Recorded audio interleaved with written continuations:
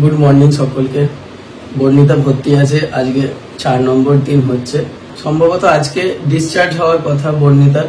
এবার সেগুলো না কিছু জিনিসের উপর ডিপেন্ড করছে।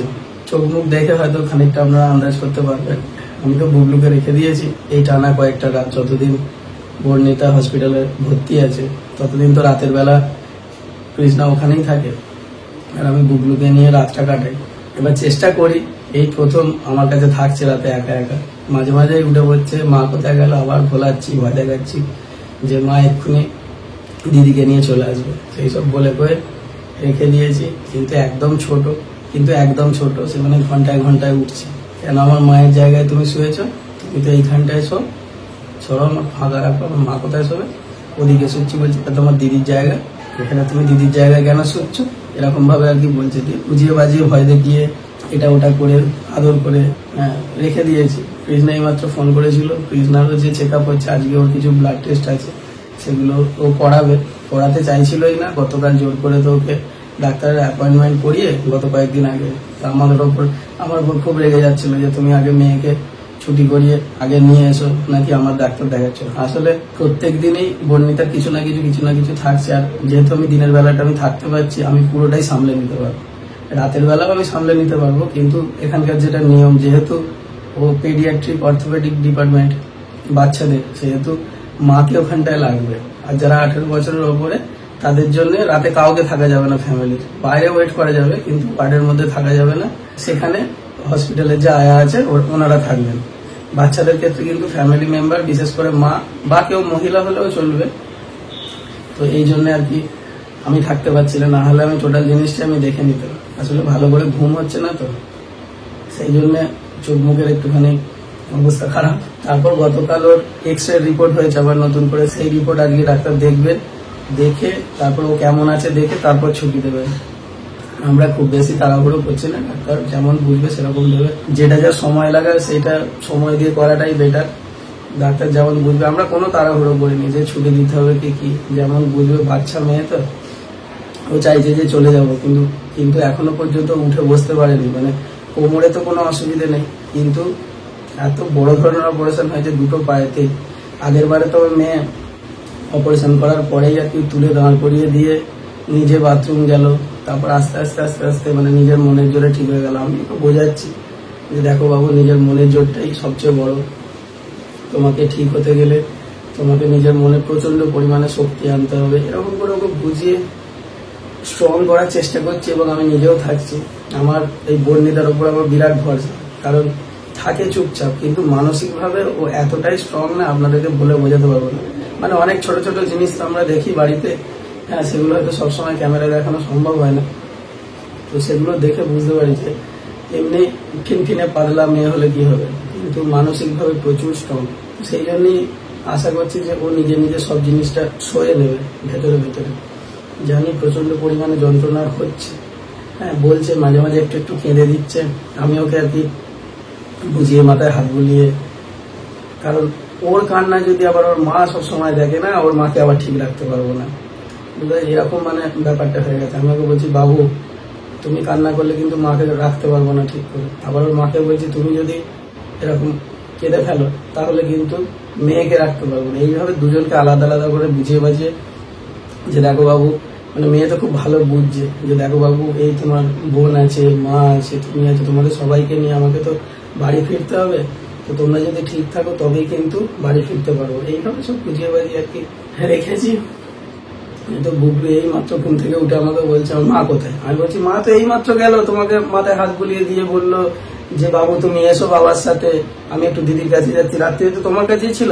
আমার কাছে ছিল, আমাকে বলছে আমার কাছে মা ছিল। ও তাহলে ছুঁয়ে ছিল, আমি জানি না, ওইখানটায় ছিল। আমি যে বাবা তোমার মা ছিল, তুমি ভুলে গেছো। আবার ঘুমিয়ে পড়েছে। এবার ওকে নিয়ে যাই, মানে ওকে কোলে নিয়ে নিলে আর আমি ক্যামেরাটা হাতে নিতে পারবো না।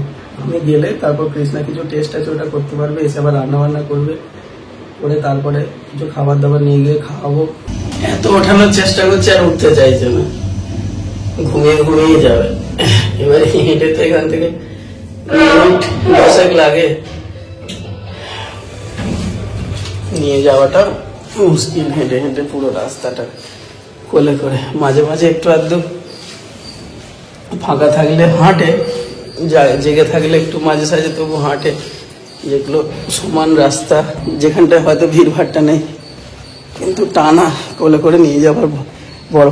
আবার ব্যাগ আছে, এই একটা আছে, আবার দুটো ব্যাগ আছে সঙ্গে, কাঁধে দুদিকে নিয়ে নিয়েছি। দিদিকে নিয়ে গিয়ে মেখে দাও, কালকে ভালো লেগেছিল। আর আমি যাই তাহলে দেখি আমার। আর বুবলুকে বসিয়ে রেখেছি, ওকে যদি ইডলি খায় খাইয়ে দেবে, আর যদি না খায় তাহলে বিস্কুট ভিজিয়ে খাইয়ে দেবে।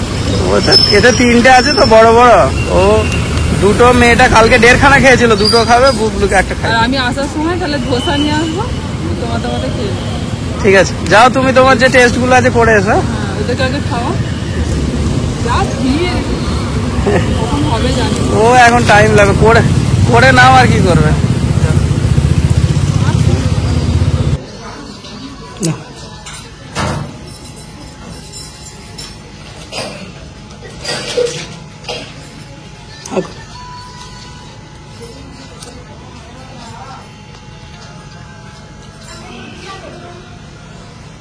আজকে সেই তরকারিটা দেয়নি, চাটনি দিয়েছে, সাম্বার দিয়েছে। তরকারিটা দিলে ভালো হতো বল, এটা বর্ণিতার ভালো লেগেছিল গতকাল।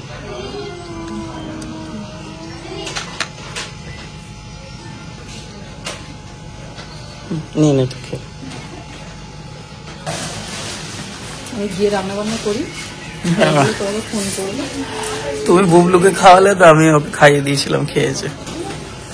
আমি গিয়ে রান্না বান্না করে আর তোমাকে তাহলে ফোন করবো, যদি তোমার সময় হয় আসবে, নাহলে আমি নিয়ে চলে আসবো। দেখি এখানে কি পরিস্থিতি, সময়টা হয় সেরকম বলবে, তাহলে ফোন করবো, রান্না করবো। আমি আবার ঘুমিয়ে গেল।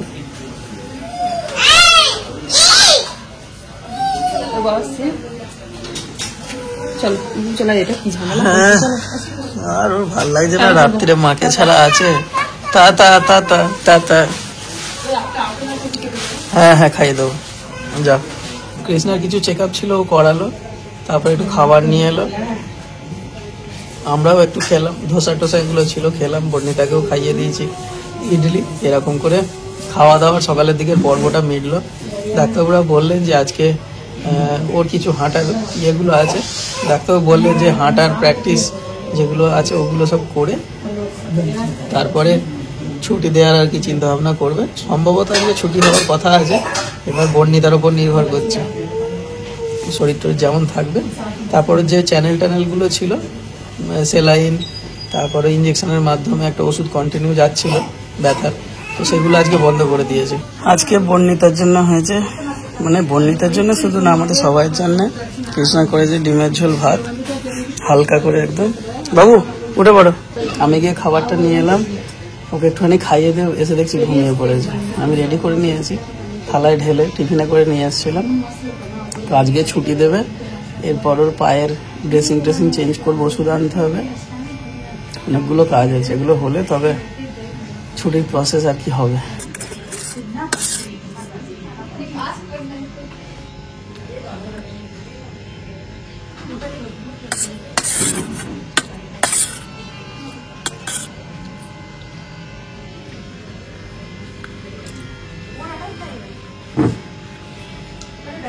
আস্তে আস্তে কথা তাড়াহুড়ো করতে হবে।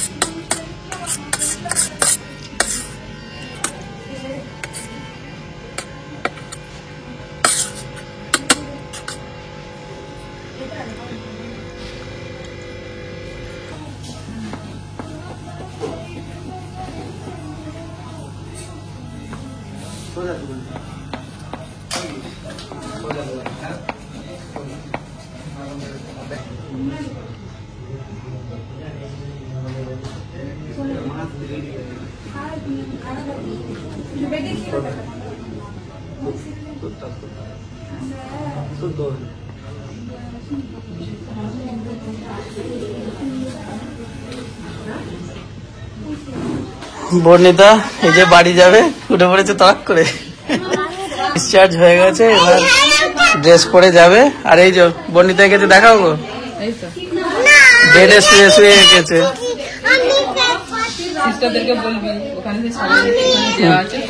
এই বুবলু দেখাও, বুবলু না দিদি এঁকেছে, ও দেখাচ্ছে।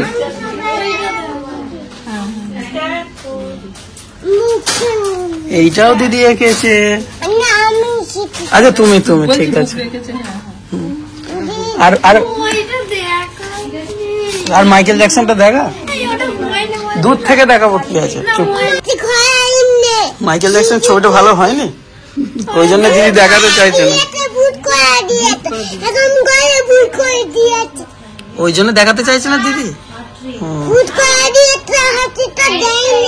হাসিটা ঠিক দেয়নি তাই তো, ঠিক আছে ওই ছবিটা দেখাবো না, ভালো হয়নি, সেদিনই হয়েছিল ওর অপারেশন, ওই জন্য ভালো করে করতে পারেনি। মেয়ে আমার রুমে যাবে বলে, মানে বাড়ি যাবে বলে একবারে কেঁদে কেঁদে আলা। বাড়িতে এখন যাওয়া হবে না, এখন আমরা যে হোটেলে আছে সেখানে নিয়ে যাবো। আজকে 4 দিনের দিন বর্ণিতা ছুটি পাচ্ছে। বর্ণিতার ড্রেস চেঞ্জ করে দাও, বাড়ি যাবে। আর ঘুমটা খুলে ফেলছিস আবার? গাড়ি পেলে?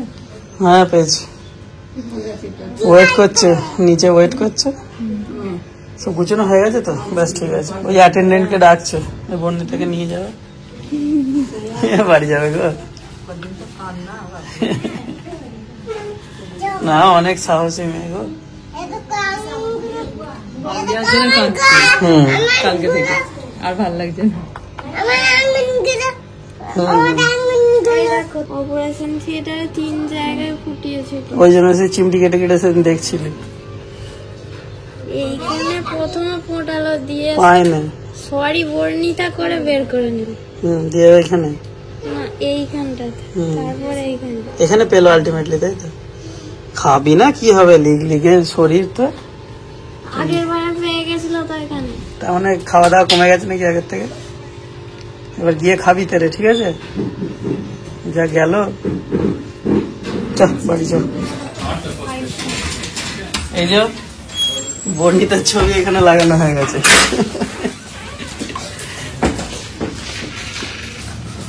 বর্ণিতা গাড়ি চেপেছে, কি খুশি দেখানো মুখে। এ বাবু জামা খুলে যাচ্ছে রে।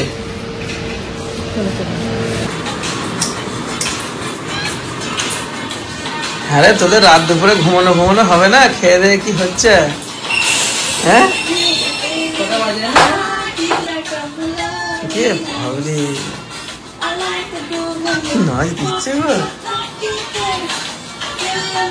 বোনে একটাতে হয়েছে 4-5 দিন পরে, দেখো না, দিদিও খুশি বোনও খুশি। বর্ণিতার এক পায়ের ব্যান্ডেজ গুলো খুলে দিয়ে টেপ মেরে দিয়েছে, এই পাটায় এইখানটা কেটে প্লেট বের করে দিয়েছে, দিয়ে টেপ মেরে দিয়েছে ট্রান্সপারেন্ট, আর এই পাটার ভিতরেও টেপ করা আছে আলাদা আলাদা ভাবে, আর বাইরে থেকে ব্রেসটা পরানো আছে, মেন যেটা অপারেশনটা হয়েছে। বাবরে,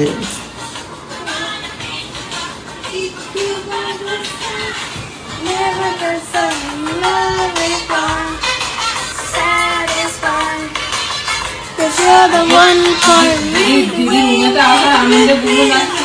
Really turn me on, really turn me on, and knock me off of my feet. My lonely days are gone, lonely days are gone. আবার লজ্জা পেয়ে গেছিল। আজকে বর্ণিতাকে 4-5 দিন পরে এত হাসি খুশি দেখলাম, কাল থেকে কান্না শুরু করেছে রুমেতে আসবে বলে। গত 4-5 দিন তো পুরো যেন একটা ঝড় বয়ে গেল, মানে যা গেছে আমাদের উপর দিয়ে, মানে ওরও যা হাল খারাপ আমারও তাই, মানে একদম পুরো অবস্থা দুজনের খারাপ, পুরো মানে 24 ঘন্টা পুরো জেগে দুজনেই, কারো ঘুম নেই কিছু নেই। ও এখানে বুবলুকে সামলাচ্ছে আর আমি হসপিটালে বর্ণিতাকে সামলাচ্ছি, সারা রাত দুজনেই জেগে, দিনের বেলা তো আছেই, এরকম ভাবে কেটেছে। তো আজকে বর্ণিতাকে আনার পর মানে একটু শান্তি। আর এখন বাজে রাত 10টা, খাওয়া দাওয়া সব হয়ে গেছে, এবার আমরা একটুখানি শুয়ে পড়বো। আর রুমটাও চেঞ্জ করে নিয়েছি, এই হোটেলে আসার মানে এই হোটেলে আমরা যখন এসেছিলাম তখন 2 বেডের একটা রুম পেয়েছিলাম, তো সেটাতেই ছিলাম। আর বর্ণিতার বাবা মেঝেতে, ওর একটা গদি দিদি ছিল, সেইটা পেতে বর্ণিতার বাবা মেঝেতে শুতো, আর 2 মেয়েকে নিয়ে আমি এইরকম 2 বেডের একটা বিছানা দিয়েছিল সেটাতে শুচ্ছিলাম। এখন বাজে রাত 10টা, আর সবারই চোখে পুরো ঘুম, মানে 4-5 দিন পরে আবার 4 জনে আমরা একসাথে হলাম এক কাছে, মানে বাড়ির লোকেরা দূরে, আমরা অনেক দূরে, এখানে কেউ চাইলেও ঝট করে আসতে পারবে না। তো যাই হোক, ভালোভাবে সবকিছু মিটে গেছে, একটুখানি শান্তি। তো আজকের মতো ভিডিওটা এখানে শেষ করছি। সবাই ভালো থাকবেন, সুস্থ থাকবেন। Good night. বুবলু সোনা বিরাট খুশি দিদি গেছে বলো।